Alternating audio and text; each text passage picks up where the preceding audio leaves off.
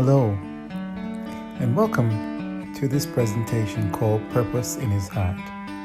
We're going through the book of Daniel and look at how relevant it is for the last days. Today we're doing Daniel chapter 1 and the health crisis that existed in Daniel chapter 1 and how similar it is to the health crisis that is existing today. Hope that you'll join me as we look into the book of Daniel.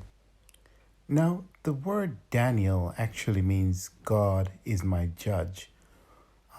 But here, the book of Daniel shows that God reigns supreme throughout the entire book, and he makes himself very well known to not only those who believe in him, but also to the unbelievers as well. King Nebuchadnezzar wrote a chapter in Daniel, but we will get to that in our next episode. Daniel started writing the book in the 2nd century BC, around 604 BC, and he wrote for about 72 years, ended in 532 BC. But there are parts of the prophetic book of Daniel that is still applicable for the time which we live in now, even in 2021. We meet Daniel and his companions taken captive from the land of Egypt and brought to Babylon, where they were made slaves in the courts of the Babylonian king Nebuchadnezzar.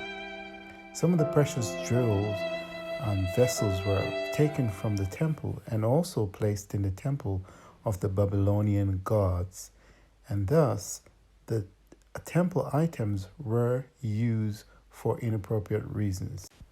The book of Daniel records the first randomized controlled trial. In this, the king appointed them a daily provision of their meat, his meat and wine, and all the things for about 3 years. But Daniel and his compatriots did not have the king's drink, nor the king's meat, but instead they requested to have something that they were more familiar with in their past. They refused to eat the king's meat, maybe because it was sacrificed to idols, but also, I believe, because it was unclean to them. And they didn't eat any unclean meat, being Jewish citizens. The king would have had the best food according to those around him, but Daniel and his compatriots believed something different. Daniel believed that by eating the king's food, he would defile his body or his temple. So he purposed in his heart that he would not defile himself, and as a result, God blessed him.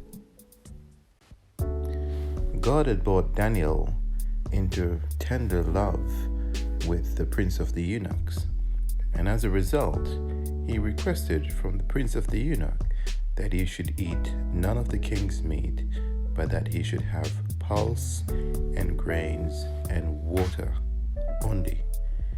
But the prince of the eunuch was worried that he would either lose his job or his head would be endangered because of this king. And Daniel spoke to Melzar and asked Melzar to give them the pulses and water and to try them for 10 days. And then after 10 days to test and see how they are. After 10 days, they were wiser and stronger and better looking than the others. So how did Daniel achieve this? First, he was very polite in his requests, the way he made his requests. He always seek God for help and for favor. He purposed in his heart for what he wanted, and he knew that God will bless him.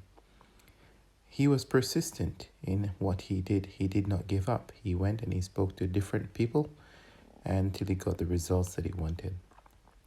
And he did it through willingness to test his faith. He was confident that God's way was the right way.